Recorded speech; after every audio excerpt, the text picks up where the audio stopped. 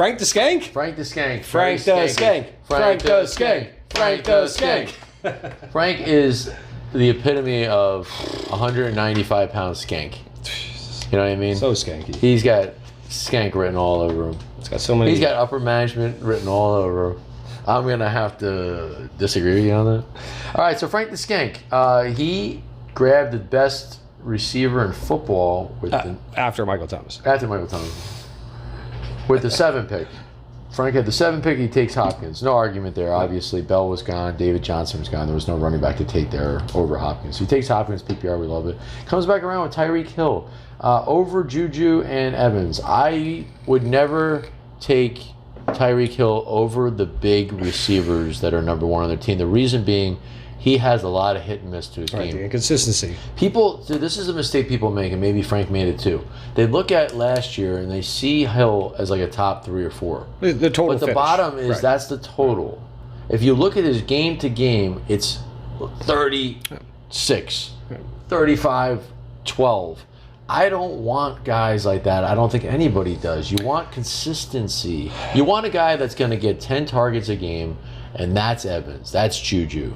And the floor is so much higher week to week, and they have comparable ceilings on any given week. Right. So he may finish, as the 3rd or 4th or 5th, but it's just, to me, it's not worth Your it. team has to be constructed to have that work, but the problem is you're in the 2nd round, so you don't know what your team is. So if you do it, okay, but now you have to hope that everything falls in place where you're okay with the fact that Tyreek Hill might go out and get you a 6 one week because you filled your team with.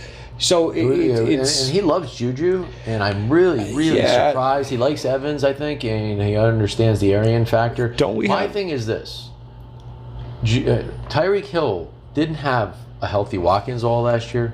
He didn't have Hardman last year, so there are more weapons. Right. And now you got McCoy, you got Damian Williams, you got all these guys that can catch the ball. The rookie. I see his inconsistency being worse this year. It's not going to be better. Well, I think his huge games are going to be just as huge, though. So that's the thing. I mean, Tyreek Hill has put, yes, he does put up weeks that, but correct me if I'm wrong. Doesn't this league have like it's got special scoring built in an extra for the point long here and there? It's not anything. So it's an Right. extra catch if he gets 100 yards. Like, big fucking deal. What the hell is that? Right. So anyway, Tyreek Hill, to me, big mistake. Very unlike Frank to make in my opinion, a big rookie mistake like that, to take him over Juju or Evans. 2 big mistakes in life. Especially Tyreek Hill in the 2nd, being friends with us. Those are probably the top 2 regrets. And his heroin habit. But we shouldn't talk about that. Try to cut that out in the editing. We'll edit it. 3rd round. Running back, Josh Jacobs. All right, now, Frank did something a couple years ago. We took Jeremy Hill in like 4 different leagues. He stunk and he sunk him. He was done. Oh, I remember that. He's done. I feel like he's got Jacobs in a lot of leagues. The year that he did the Denver guy. The same thing happened. Yeah, he did the same thing with the Denver running back. It wasn't C.J. Anderson. It was... he's like literally out of the league, I think, at this point. So that's how bad this guy ended up being. Josh Jacobs, listen. Josh Jacobs has a relatively decent floor as the workhorse for John Gruden in the offense. The problem with Josh Jacobs, and I don't know if Frank knows this, I would hope he does, his schedule is fucking brutal. I noticed that. And he's on a team that is going to be in games with their horrible defense, where they're trailing. Jalen Richard is a good receiving back. We don't know for sure if Jacobs is going to be the 3rd down back. Right. What you got to remember about 3rd down isn't just talent. People are like, oh yeah, Montgomery's got the 3rd down. He's going to be a 3rd down. You got to have pass protection. It's the hardest thing for running backs to learn. Rookies are almost never 3rd down backs, especially when there's a veteran like Tariq Cohen for Montgomery, and in this case, Jalen Richard. So, bad schedule, game scripts that are going to be sporadic. I don't like the pick. To me, I take Chris Carson and I take Aaron Jones, and I just smile and say, okay, I got my guy, and I'm good. Definitely like the upside of Carson. And the floor, the consistency week to week. And why didn't they feature Josh Jacobs on Hard Knocks? Something's got to be. Yeah, I don't know, man. I got to be honest. They literally didn't even mention it. He was like a number 1 draft pick. So something's got to be. Something's. Right? I'm not reading a little too much into I'm it. not in the 3rd round. We're getting towards the second, or the 7th pick of the 3rd round. It's not like it's a terrible pick. I just think you got to be a little bit more conservative there. I think he took a risk with Hill over those other guys like Juju. Now he's taking Jacobs over some proven guys with higher floors. And I don't know what his ceiling is, to be honest with you. He's not going to be a third. I don't think he's going to be the third. But anyway, let's move on. Look, he did it. He's taking a chance on the ceiling. On the ceiling. It's not a horrible pick. No, it's not horrible by any stretch. But I wouldn't have done it. I wouldn't have done it. Coming back in the 4th round, we go Zach Ertz. Now, Zach Ertz, we watched Kittle go in the beginning of the 3rd. Now we're talking about the middle of the 4th. And a guy that is right there with him. It's great value. So that's great value. Great pick. Okay, so he gives a good pick there. Comes back around in the 5th round, and I like this pick. A lot of guys screwed up this round. The Cooper Kupp, Aaron Rodgers, Jeffrey, Tevin Coleman. He's a San Francisco fan. I like the Tevin Coleman pick.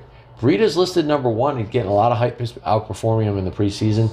But I still think he didn't know that at the time. That just happened today. But I think Kevin Coleman is relatively safe in the Shanahan offense. He brought him in as this guy. Breida's not that big. He can't handle a full workload. So well, the bottom line is, if Breida's going to have a part of that backfield, it's going to be pass catching, right? Now you're talking he's at best a number 2. Right. So if you take that potential number 1 upside away from Coleman, now the Josh Jacobs pick has to work out. Has to work. He has to work because you're going to see what he ends up with at running back, and it's not real good as far as depth wise. Look, like you said, at that time, this news about Breida had him broke. So, yeah, of course, the Coleman pick made sense there because of the upside, and it could still be there. Well, knowing he's competing with Breida, which was known then, right? Breida had outperformed him in preseason. That was already a done deal. Would you take Duke Johnson, knowing that the Texans have, a lot of upside? He's the only guy there, really. Well, at the time, he was the only guy there, too. Yeah, that was the other thing. The Houston, Carlos Hyde wasn't there Carlos yet. Hyde. I think I would have taken him. But whatever, Coleman, I think it'll be okay. Coming back around, he already has Ertz. He takes Hunter Henry. For me, sometimes you just got to say who's the best guy on the board. And I think he did that. I think he wasn't in love with Lindsey. He wasn't in love with Boyd, Drake, all these guys. And he said to himself, okay, after Hunter Henry, it drops off to the McDonald Cook. And they might not be, nobody might be there the next time I come around. So let me just get a second guy. I get to plug him in my flex. I'm okay with it. What do you think? I completely disagree. You completely disagree? I mean, what would you have done there? Lindsey. Okay. I think just take Lindsey there. I mean, right at this point, you have Josh Jacobs, Tevin Coleman. I mean, you knew that you started wide receiver, right? Yep. So we know what happens with a running back. Your first running back is a rookie that you don't know yet if he's definitely. So then Ertz makes all the sense in the world. You can't take a running back there. You can't take a Derrick Henry. I agree with Ertz over Henry, Marlon Mack, so no complaints there. Then in the 5th round, you're fortunate. You feel like, hey, you got Tevin Coleman, you got that upside, but you're not feeling real good that your backfield's all wrapped up because you have Josh Jacobs and Tevin Coleman. So, so you took Hunter Henry, and you think you should. What are you going to do? You're going to play the matchups between those two? Well, no, he's going to put one in the flex. Yeah, so I mean, you put one in the flex, but then again, it's a PPR league. Yeah, I don't even. Tight end helps you in the tight end position, but they don't get enough catches. I'm not a big fan of them in the flex. I agree. I agree. I mean, I did it last year in that one league with Freddie's, but I had Ertz and Kelsey. I mean, that's a little different. Yeah. Well, right. Yeah, if you have those top 2, Hunter Henry still has some question marks too. Absolutely. I listened to a beat writer today, and they asked him, "What do you think about Hunter Henry?" And he said, "Well, Gates leaving, he looks healthy, but there are more mouths to feed, and Mike Williams is going to take a step this year. Keenan Allen and Mike Williams are going to be target hogs. I don't know if Hunter Henry is going to be consistent enough, and he's coming off the big injury. So it's not a sure thing. No. So, maybe he could have passed then, being that it wasn't a slam dunk pick. If Frank, for whatever reason, feels so strongly that Phillip Lindsay is going to be, completely invaluable this year or something. Which is hard to believe that would even happen, right? Right. That monster season. Right. I don't think that's a force, like, I have to pick Phillip Lindsay. I think you're saying, hey, this is a good pick for me right here. Yeah. But anyways, all right, so he goes Hunter Henry. 7th round, A.J. Green. Sure. A.J. Green, listen, it's late, but, I'm looking at this team and I'm saying to myself, he doesn't, obviously he's got receiver. So he takes a guy that's going to be out for 4 to 6 weeks, come back. We don't know what's going to happen. Could he have a setback? There's a lot of different things that can happen. I don't know if this team was ready to take this gamble. We still only have 2 running backs. Yeah, I'll tell you. The pick there is Latavius Murray. Oh, my God, Latavius Murray. The pick there is Latavius Murray. Oh, that's the pick. So you decided to go Hunter Henry instead of Lindsey. Okay, fine. You did that.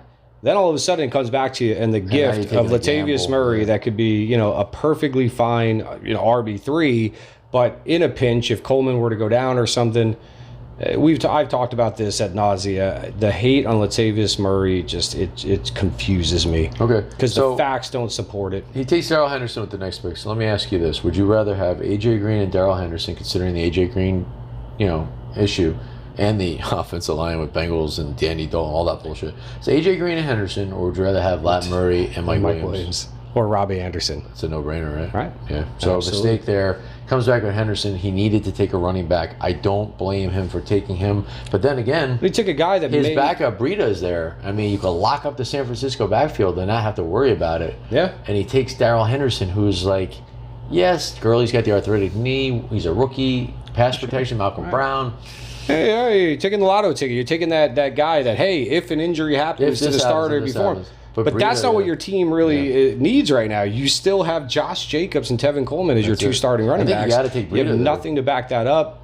I think you got to take Breida, or if you would have taken your advice with Lindsey, Royce Freeman's still there. He could have wrapped up the backfields. Right. But anyway, he comes back with Samuel. Good pick. Love that pick. Love that pick. Because now he's got a real third, and AJ Green doesn't have to necessarily come back or whatever. All right, so now he gets to decide between Hunter Henry or Curtis Samuel in his flex. Or when AJ Green returns. He comes back with another good pick with Justin Jackson. Yeah, right. So now he starts making some good picks. He kind of took off for a few rounds, but now he's back. Frank the Skank is back, everybody. He's off the juice and he's back. The weed was wearing off at this point. So he's coming back in weed 11? Round 11, and he takes Jared Goff. I love it. I mean, what value? Holy shit. The round before Breeze went, I like him more than Breeze. Yeah. The round before Wilson went, I like him more than Wilson. So good pick there, Frank. Yeah. Big Ben, I'm not sure why you need to do that. It's a super flex league, right? Yeah, I'm not sure. I mean, you got Jared Goff. I don't know why you had to get Big Ben. I mean, there's not a lot. You're going to bench him? There's not a lot there. I mean, I guess. Take Gio Bernard. Take a running back. Take somebody. Could have taken a third tight end. Take Olsen. Does he have two tight ends already? Oh, yeah, I'm sorry. He took Hunter Henry. That was a joke. Yeah, Big Ben. I mean, listen, I don't know. I'm more excited about James Winston than I am Big Ben. But again, I think that actually, that's where I don't. Like the whole 2 QB thing, right? You're going to have your bona fide starter, and then you have a 2. Yeah, here's what this does right here. This is that now you have to figure out which one you start each week. Yeah, and who needs that headache? Right. So now you have to you're Frank, you're sitting there going, okay, Goff is at home against this team, and Ben's, at home against this team, and I have to, and the projections a lot of times are like Goff's projected for 24.1 and Ben's projected for 23.8, and who wants to go through that, Yeah, so, and Jared Goff, I mean, how is he going to ever really get hit? I mean, they're not going to blitz him with all those injury receivers. Prone, either of them. They're not going to put 8 in the box. I mean, it's hard to see him. Yeah, he's not injured. He's just, he's young. He's just big dude. All right, so he took Big Ben. I'm looking at everybody that went after him. I'm not seeing. Yeah, that's what I'm saying. There's nothing exciting after him, especially since he has 2 tight ends. So. All right, so he did that. Whatever. He's got 2 good quarterbacks. If that's what he wanted to do, he took the Ravens. Once again, there's really nothing out there at any position players. Came back with Goddard. I don't really know what you're going to do with Goddard in a PPR league, but what's his third tight end? Yeah, it's his third tight end, but take Damian Harris. Take Damian Harris. Just start. Harris, fine, start taking the backups right now. Malcolm Brown's out there. Chase Edmonds, Damian Harris, Ito Smith, Raquel Arms. I mean, whatever. So then he comes back with Mike Davis. Mike Davis. Like what are you hoping for there? He plays football. Like if let's just say Montgomery gets hurt, which why would you think that? But let's just say he does. Young, big guy. All right, he gets hurt. Tariq Cohen is automatically the third down back. PPR league. Mike Davis. I don't know. You're missing something else. So he takes Henderson in what round? He takes Henderson in the 8th round. Look who's still on the board when he takes Henderson. Mike Davis. Oh yeah, he could have taken Malcolm Brown, and just secured that whole thing. If anything happens to Gurley, championship. Well, not with this team. Well, we don't. Yeah, sorry about that. So anyway, that's the end of this. Yeah, then he takes my kicker. This cocksucker takes my fucking kicker. Well, it'll come back to haunt him. Yeah, you know what I mean? Karma's a bitch. Yep. Yeah, you don't just do that. You don't do that. We're all supposed to be friends here, and this asshole's just taking Jason Myers in the last round. Almost put me in a tailspin. Luckily, it was the last round. You were able to recover. Yeah, I was able to take Michael Bagley.